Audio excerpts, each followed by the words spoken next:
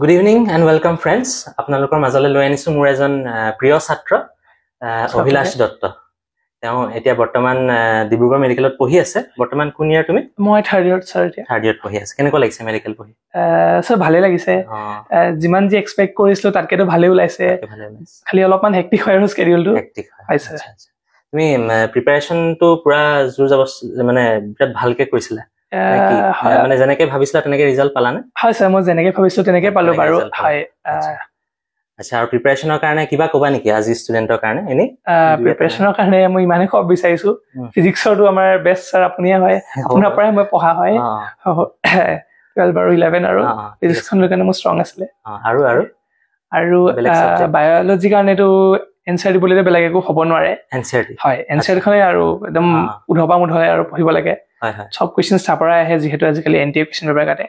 আৰু কেমিষ্ট্ৰিৰ কাৰণেও স্যাৰ মই সেইটোৱে ক'ম যে সবতছে ইম্পৰ্টেণ্টটো হ'ল আপোনাৰ এনচাৰখনে। কোনটো ছাবজেক্ট আটাইতকৈ ইম্পৰ্টেণ্ট বাৰু চিট পাবলৈ ক'ব পাৰি নেকি? যদি পাৰি মানে যদি নিট বা চিট পাব হৈছে আপোনাৰতো বায়'লজিখনত গোটেইটো লাগিবই, কাৰণ সবতছে মাৰ্কছ তাত বেছি হয়। হয়, সেকেন্ড আপোনাৰ সিলেকশন আনিব কেমিষ্ট্ৰিয়ে।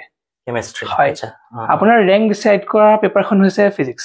যদি আপোনাৰ ফিজিক্সত ভাল মাৰ্কছ আহিছে আপোনাৰ ৰেংকটো ওপৰত যাব, কিন্তু সিলেকশনৰ কাৰণে আপোনাৰ কেমিষ্ট্ৰি আৰু বায়'লজি। আচ্ছা আচ্ছা, কোনখন সাবজেক্ট তুমি আটাইতকৈ ভাল পাইছিলা আৰু ক'ত আটাইতকৈ ডিফিকাল্ট লাগিছিল তোমাৰ কৰোঁতে? মোৰ সবতছে ফেভৰেট সাবজেক্ট ফিজিক্সে আছিলে। হয়, আৰু মই এটা কথা কৈ থওঁ, অভিলাষ ইলেক্ট্ৰনিক্সত বিৰাট ইণ্টাৰেষ্টেড। ইনফেক্ট সি ড্ৰোন চন উৰাই থাকে, মই বহুত নাজানো কথা, তাৰ পৰা শিকি থাকোঁ। তাৰমানে আজি অকণমান কথা পাতিম বাৰু তাৰ বিষয়ে। হয়, ঠিক আছে। আৰু তোমাৰ ইলেক্ট্ৰনিক্সত বহুত ইণ্টাৰেষ্ট আছে? হয় স্যাৰ, মোৰ ইলেক্ট্ৰনিক্স। তুমি কিবা এটা কৈ আছিলা, কি কৈছিলা? মই কৈ আছিলো স্যাৰ, মোৰ সবতছে ফেভৰেট সাবজেক্ট হ'ল আপোনাৰ ফিজিক্স, আৰু লিষ্ট ক'বলৈ গ'লে মোৰ কেমিষ্ট্ৰিখন অকণমান উইক চাইডত পৰে মানে। হয় স্যাৰ, ভালে পাইছিলা কিন্তু অলপ উইক আছে। হয় স্যাৰ, সেইখন মোৰ মানে উইকত আছিলে। আৰু ঠিক আছে, এতিয়া আমি ড্ৰোনলৈ আহোঁ। তুমি ড্ৰোন উৰাই থাকা আৰু বহুত কথা জানা ড্ৰোনৰ বিষয়ে। মই ইমান নাজানো, কিন্তু যদি সুধিবলৈ যাওঁ, প্ৰথম কথা ড্ৰোন উৰাবলৈ কিবা পাৰ্মিশ্যন লাগে নেকি? মানে হয় স্যাৰ, আমাৰ যেনেকে গাড়ীবিলাকৰ দ্বিতীয় থাকে, তেনেকে আমাৰ ড্ৰোনৰ এটা মিনিষ্ট্ৰি আছে, সেইটো হ'ল DGCA বুলি কয়। DGCA, হয়। তাহাঁতৰ মানে আমাৰ এভিয়েশ্যন এটা কমিটি হয়, তাহাঁতি মানে ডিচাইড কৰে যোনবিলাক আমাৰ এয়াৰক্ৰাফ্টৰ লাইচেন্সো আছে তাহাঁতি ইছ্যু কৰে। চ' তাহাঁতি আমাৰ কাৰণে এটা কেটেগৰী বনাই দিছে, নেনো ড্ৰোনছ, মাইক্ৰ' ড্ৰোনছ, তেনেকে আৰু মিনি ড্ৰোনছ। তেনেকে আপোনাৰ যদি 250 গ্ৰামতকে তলত হৈছে সেইটো আপোনাৰ নেনো ড্ৰোন কেটেগৰীত পৰি যাব। সেইটো আচলতে টয়জ বিলাকে হয়, টয়জ বিলাক যোনবিলাক আমি নৰ্মেলকে দেখা পাওঁ, তাৰ কাৰণে আপোনাৰ একো ৰেজিষ্ট্ৰেশ্যন দৰকাৰ নাই। তাৰ ওপৰত যোনখিনি ড্ৰোন আপোনাৰ হৈ যায় 250 গ্ৰামছৰ ওপৰত, তাৰ কাৰণে আপোনাৰ ৰেজিষ্ট্ৰেশ্যন কৰিব লাগিব। ইনফেক্ট আপোনাৰ এটা লাইচেন্সো লাগিব। লাইচেন্সখন গভৰ্ণমেণ্টে ইছ্যু কৰে, এটা মানে আপুনি ড্ৰোন পাইলট হিচাপে আপুনি পাই যাব। আপুনি এটা ড্ৰোনখন এটা ৰেজিষ্ট্ৰেশ্যন নম্বৰ পাব। তো সেইটো অকণমান ৰেগুলেশ্যন হৈছে মানে আজিকালি ৰিচেণ্টলি। হয়, আৰু এই মিনি মানে তুমি এখন কি ড্ৰোন? এইখন মোৰ ড্ৰোন হৈছে DJI Mavic Mini। এখন মানে DJI হৈছে ড্ৰোনৰ সবতছে মানে এতিয়া পায়নিয়াৰ, মানে সবতছে ভাল ড্ৰোন তাহাঁতি মেনুফেকচাৰ কৰে। তাহাঁতি এইখন ড্ৰোন এনেকে বনাইছিলে যে এইখনৰ ৱেইট হয় আপোনাৰ 249 গ্ৰাম। চ' এইখন আপুনি একো ৰেজিষ্ট্ৰেশ্যন কৰিব দৰকাৰ নাই। কিন্তু তাৰ কাৰণে কিছুমান ডাইনচাৰ্ডি আছে, যেনেকে এইখনৰ অকণমান হাইটটো বেছি যাব নোৱাৰে। আপোনাৰ ইয়াত 500 মিটাৰৰ লিমিট লগা আছে। সেইটো কাৰণে কিন্তু মষ্ট অফ দ্য কাম আপোনাৰ যোনবিলাক যি শ্বৰ্ট আপোনাৰ দৰকাৰ হ'ব পাৰে চাফিচিয়েণ্ট হয় আপোনাৰ 500 মিটাৰ্ছ। আৰু এটা কথা, এইখনৰ কাৰণে বাৰু পাৰ্মিশ্যন নালাগে, কিন্তু য'ত ত'ত তুমি উৰাব পাৰা নে? য'ত নোৱাৰি। একচুৱেলি এইখন এটা GPS যিহেতু ইয়াত আছে, তো যদি আমি এয়াৰপৰ্টৰ 5 কিলোমিটাৰ ৰেডিয়াছ আছো, এইখনে নিজে ডিটেক্ট কৰি ল'ব যে আমি আচ্ছা তাত মানে আপুনি ড্ৰোনখন উৰাব নোৱাৰে। সেইটো এটা ৰেড নো ফ্লাইং জোন হয় মানে। সেইটো কেনেকে গম পাবা তুমি ক'ত উৰাব? আপোনাৰ যোনটো DJI Go এটা এপ আছে, তাতে আপোনাৰ GPSৰ এটা মানে উইণ্ডো এটা আছে, তাত যদি আপুনি খোলে আপোনাক কৈ দিব যে এইটো নো ফ্লাই জোন হয়, আপুনি উৰাব। তাত যদি আমি জোৰ জবস্তি উৰাব খোজো তেতিয়া কিবা পানিশমেন্ট হ'ব চাগে? আপোনাৰ সেইটো লিগেল আপোনাৰ একচন হ'ব পাৰে।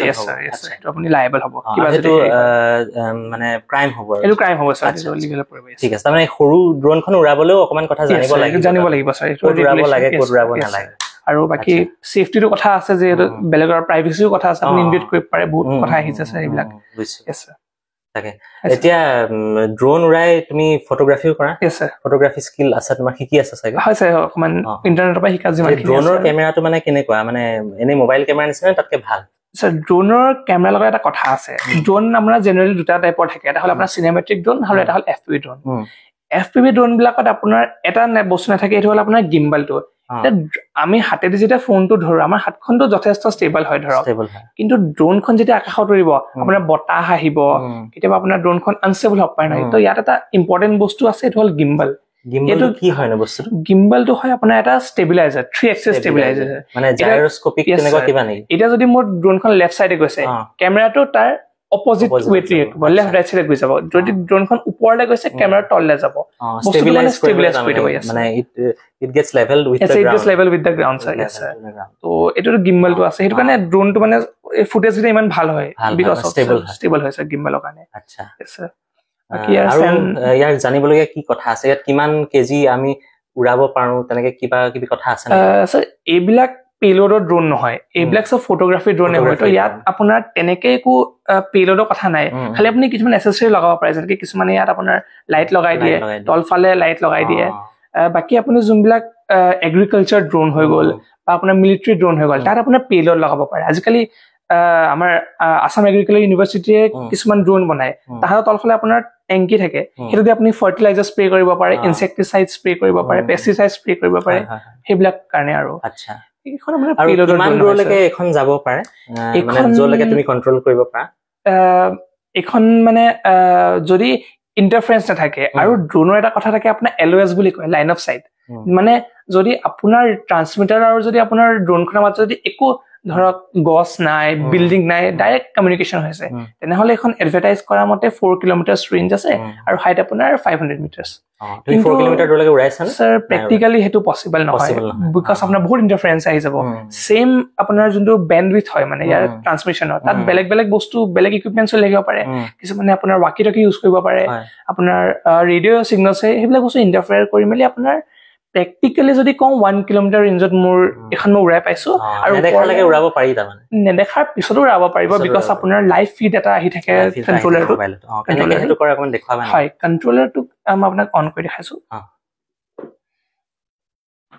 এখন এটো ৰিমোটটো হৈছে ৰিমোটটোত আমি এটা কেবল লগাম এফালে আপোনাৰ USB C আছে আৰু ইফালে যোনটো USB মাইক্ৰো আছে আপোনাৰ এনেকে ইয়াত লাগি যাব তাৰপৰা ইয়াত আমি আমাৰ ফোনটো লগাব লাগিব অকমান ওপৰ কৰি দিবা নেকি হয় হয় স্যাৰ এইটো আমাৰ ইয়াত ফোনটো লগাব লাগিব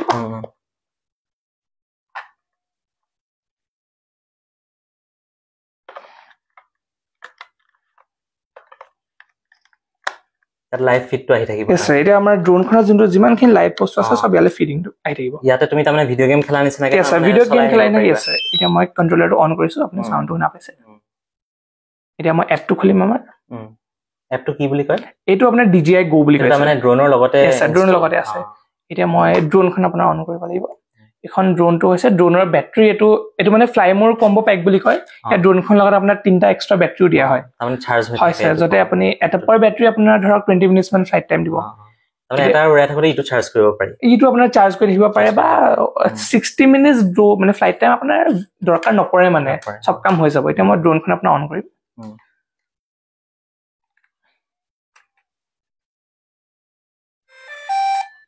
এই মাতটো শুনিলে তাৰমানে ড্ৰোনখন আপোনাৰ পেয়াৰ হৈ গ'ল ইয়াত থৈ দিছো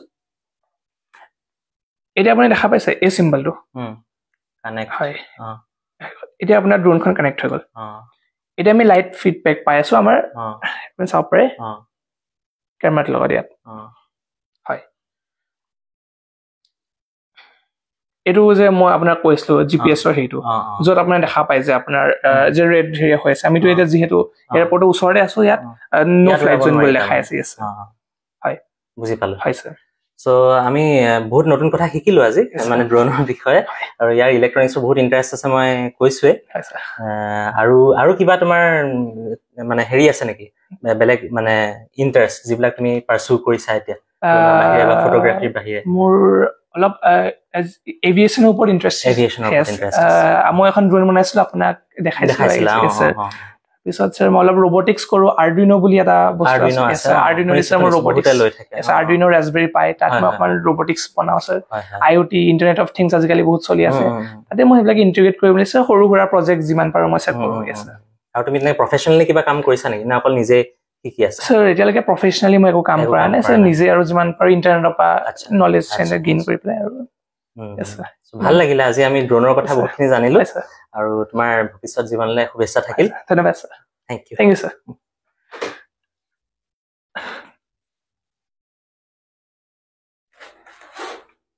এয়া অভিলাষে ড্ৰোনৰ পেকেটটো খুলিছে আৰু আমাক অকণমান দেখাই দিব কেনেকে ফিটিং কৰে ষ্টাৰ্টআপটো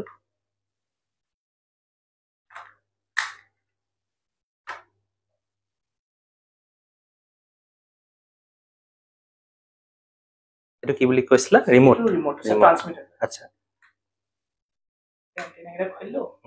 এইটা এণ্টেনা সেইকেইটাই কণ্ট্ৰল কৰে তাৰমানে কোনপিনে যাব কেমেৰাটো কোনপিনে ঘূৰাব সেইবিলাক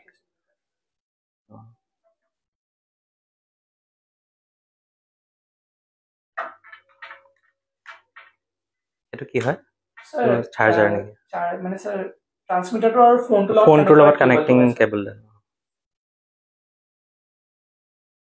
ফোনতে তুমি ফিডবেক ভিডিঅ'টো পাই থাকিবা তাৰমানে তাৰ কাৰণে সেই এপটোতে পাবা নে এনেও পায় এপটোতে পাবা বেলেগ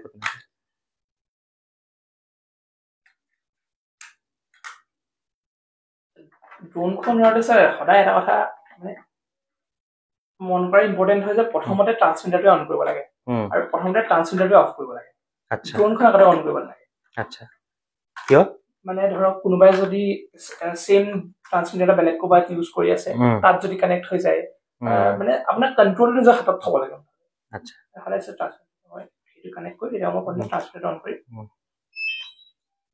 ট্ৰান্সমিটাৰ অন হৈ যোৱাৰ লগে লগে মই ইয়াত কানেকশ্যনটো আহিছোঁ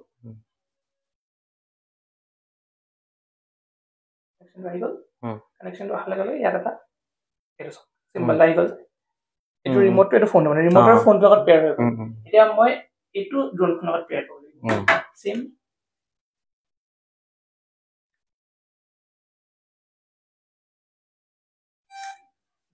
এতিয়া ড্ৰোনখন ৰিমোটৰ লগত পেয়াৰ হ'ব নিজে হৈ যাব কাৰণ মই আগতে কৰি থোৱা আছে মানে ঠিকে হ'ল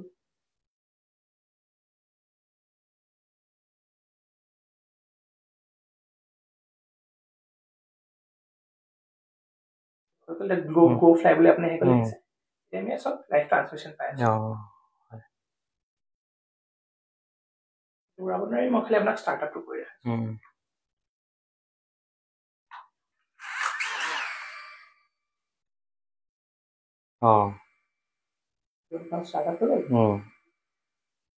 ঠিক আছে অফ তেনেকে কৰি তাতে